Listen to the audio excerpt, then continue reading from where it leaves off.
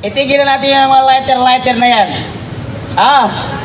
Kasi pinadala na ako ng Subpina, sabi ko sa kanila, maubusan ng papel ang Pilipinas, kakapadalan nyo ng Subpina sa akin.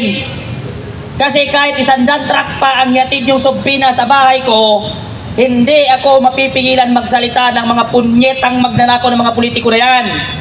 Di ba? May nagtanong na isang reporter doon sa tagapagsalita ng mga bobo doon sa Malacanang na si Claire Castro di bobo di tanga. Tinanong siya ng media, sabi niya, Claire Castro di bobo di tanga, di aksong ulol, di bayadan ni Bongbong Marcos. Ano ang masasabi mo? Sabi niya sa nangyayari sa bansa. Sabi niya, hindi kita masasagot. Napakabisi ng Pangulo, napakaraming ginagawa ng Pangulo, napakadami niyang gustong gawin sa bansa para ito ay mapaunlad, para ito ay mapalawak. Claire Castro di bobo di sinasabi mong ginagawa ng Pangulo mo, pinapaganda niya ang Pilipinas. Hindi mo ba nakikita na bumabagsak na ang Pilipinas dahil sa baha o sadyang bobo ka lang, Claire Castro di lol? Nakakainis tong si Claire Castro bobo Ewan ko kung bakit yan ang napili ni Bongbong Marcos. May bangag na Pangulo, may bobo na tagapagsalita, may mga congressman na ulul na magnanakaw. Tama. Bahang-baha na yung Pilipinas Lubog na sa baha. Mas inuna pa yung pagpapakulong doon sa isang vlogger na nag-caption lang na headshot.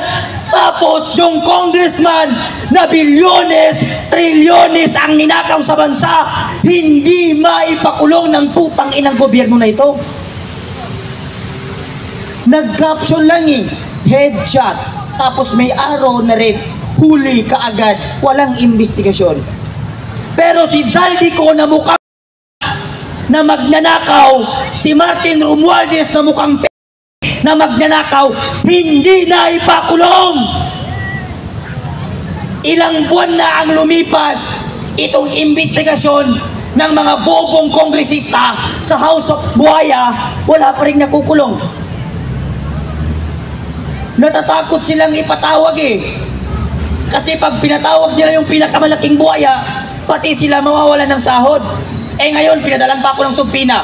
Kuya Park, ang saya ng mga addict na vlogger ng mga loyalista. Yung mga vlogger ng nasa kabila ng mga addict, natuwa kasi sabi nila nakulong si Kuya Park. Ngayon, di na siya makapagsalita. Putang ina mo, andito ako sa stage, sa Liwasan Bonifacio. Kala niya matatakot ako sa Subpina niya. Kaya mga walang utak itong mga vlogger Nagbubulag-bulagan kayo, nagbibingi-bingihan kayo. Lahat tayo biktima ng korupsyon sa ating bansa. Nakita niyo yung babae nun sa luneta natin na nagsasalita? Na nakaganito ang kamay?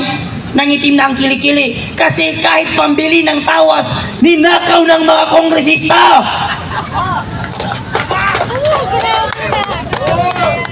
Napanood niyo yung babae na maitim ang kilikili na nakaganyan?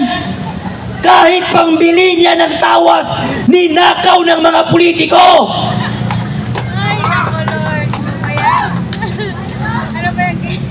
Sana maisip ng bawat politiko na sa bawat pisong ninanakaw ninyo, pangarap ng bawat Pilipino ang pinapatay ninyo.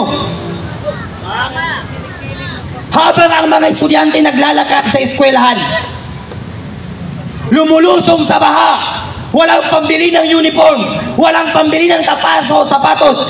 Si nanay, si tatay, nagtatrabaho ng 24 hours para may pambaon ng kanilang anak, para may pambili ng school supply, para may pambayad sa school. Sa kabila ng paghihirap ng bawat mamamayang Pilipino, meron palang mga Pilipino, meron palang mga pamilya, meron palang mga politiko na nagpapakasarap at nagpapakanasa sa pera ng bawat Pilipino. Tapos sasabihin ni Chela Alonte na magnanakaw, wala akong utang na loob sa Pilipinas. Gago ka, Chela Alonte. Ang politiko at anak ng kontraktor na lumulusay at kumakain sa pera ng taong bayan. Tanga, inutil. Sasabihin mo wala kang utang na loob sa bawat Pilipino. Yang pambili mo ng napkin mo, yang pambili ng bra mo, panty mo, pera at pawis ng bawat mamayang Pilipino. Tapos sasabihin mo, wala akong utang na loob sa mga Pilipino kasi nasa political dynasty ang pamilya ko. Pinagyayabang mo pa sila, alonti ang kapal ng mukha mo. Sobrang kapal ng mukha mo. Yang pambili mo ng napkin, hindi pera mo at hindi pera ng tatay mo. Pera at pawis ng mamayang Pilipino. Yan si Claudine ko. Isa pa yung gago na yan. Gaga na yan. Ang lakas ng loob pumunta ng ibang bansa, naka-private jet ang mga anak ng kontraktor. Habang ang mga kabataan nag-swimming sa baha, yung mga anak ng kontraktor nakasakay, naka-private jet nandoon sa ibang bansa.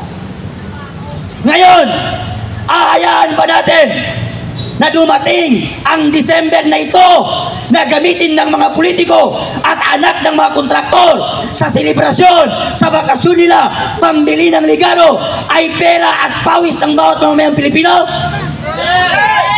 Yung mga tao dyan, yung mga tain nyo, ilagay nyo sa silupin. Pati tain nyo, dalhin nyo na. Para makita natin mga kongresman, itaap natin ang mga tain natin sa kanila. Nakita ba ng mga kongresista na yan yung mga taong nahatas ng bundok? Nakita ba nila yung mga matatandang hindi mapa-hospital kasi walang pera? Nasubukan ba nilang magtanim ng palay sa bundok? Nasubukan ba nilang mag-araro at magbilad na sa araw ng 24 hours para merong mapakain? Hindi. Nasa aircon sila eh. Kaya kahit anong sigaw natin, hindi tayo maririnig. Kasi yung mga ulol na magnanakaw na congressman naka-hairpad sa mga buang. Sana pag kumain sila Saldico, Martin Romualdez, lahat ng politiko at anak ninyong mga magnanakaw kayo, mga yawa kayo, mga hampas lupa, mga insekto, mga... Sana mabilaukan kayo. Ito ang last banat ko sa mga loyalistang adik. Etong mga loyalista, utak hipon. Naghalo ang tae pati utak na hindi nila kayang paghiwalayin ang tama't mali. Pinipilit nila na magaling daw na Pangulo si BBM, pero hindi nila nakikita na lubog na ang Pilipino sa baha. BBM is the best president. Buang kang loyalista ka. Ninanakawan ka na nga eh, pero hindi natin masisi. Bakit? Eh, Pangulo nila bangag. Natural, ang isang bangag na tao, susuportahan niya bangag din na Pangulo. Ang isang lasinggero, ang hahanapin niya yan, isang lasinggero rin. Ang isang lasinggero hindi makikipagkaibigan sa isang sabungero. Ang sabungero, pag yan, nakipag-gismis sabungero din ang hahanapin niya. Ang lasinggero, ganun din. Si BBM, bangag eh. Kaya lahat ang supporter niya, bangag din. Tama. Yung mga vlogger na nagpapakalat, na ako'y nakulong, eto kayo. Malaking magsama-sama kayo magsampa ng kaso, mga gago, mga vlogger na hampas lupa, insekto, mga adik at mga mukhang... Kala ninyo mapapatahimik ninyo kung mga hunghang kayo? Tapos ang lakas paglabas ko sa CID nung Lunes, kasi inimbestigahan ako nung Lunes dahil sa lighter na yan, putangin ng lighter na yan. Paglabas ko, tumawag ang TV Patrol, Kuya Park, pwede ka ba naming ma-interview? Sabi ko, sige. Sabi niya, anong masasabi mo, anong naging reaksyon mo nung pinadalang ka ng subpina? Sabi ko, hindi ka ba bobo? Hindi mo ba alam na ikaw ang dahilan kung bakit ako pinasubpina? Dahil sa balita mong fake news? Ito mga media, mga gago eh. Lalo na itong TV Patrol. Buang itong mga TV Patrol, mga media. Magaling mag-edit, kung ano lang gusto nilang ipalabas, yun lang. Kaya ako, wala akong tiwala. No? Kaya hanggang dito na lang, maraming salamat at magandang gabi. Bayan, fake news.